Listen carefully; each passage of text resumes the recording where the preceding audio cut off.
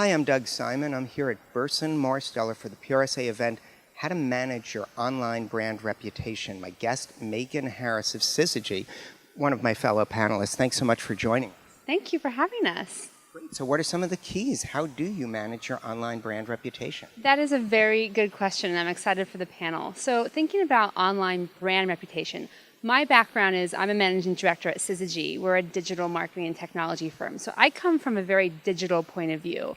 When you think about brand reputation, especially in digital and technology, your brand is no longer a big mission statement that you can control with big creative and big comms. You know, the first interaction and the first experience that people have with your brand could be, 30 characters of text in Twitter. It could be a little tiny photo on Instagram. It could be, a complaint from a customer service situation, via Facebook. And so you need to really make sure that you have brand continuity in every shape, in every form, in every kind of message that can be distributed through various channels and different pieces of content that take different formats. One of the things that we see is it's very important to segment who your audiences are, but you need to have a consistent yet relevant message throughout for each of them. How do you go about accomplishing that? Well, a great thing that we do in digital marketing and technology, and that does the heavy lifting for us, that technology does, is personalized messaging. Now with real-time bidding with paid media, and even paid social, you can serve different messages to different audience segments that are very relevant and useful. So it's about the right message at the right time with the right relevancy.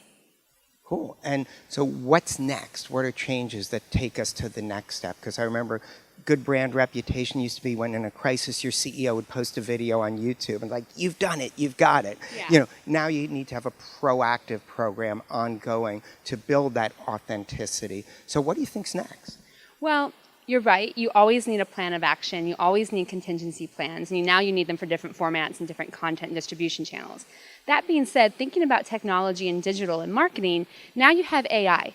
Now you have machine learning. Now you have these kind of things doing the heavy lifting for data and messaging at scale for businesses. So businesses really need to make sure if you are going to deploy AI or machine learning, make sure you have a handle on your core message.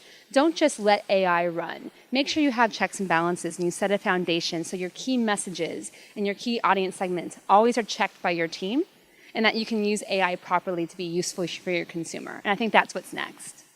For our next interview, it'll be conducted by AI. Thanks so much for being with us. Thanks, Doug.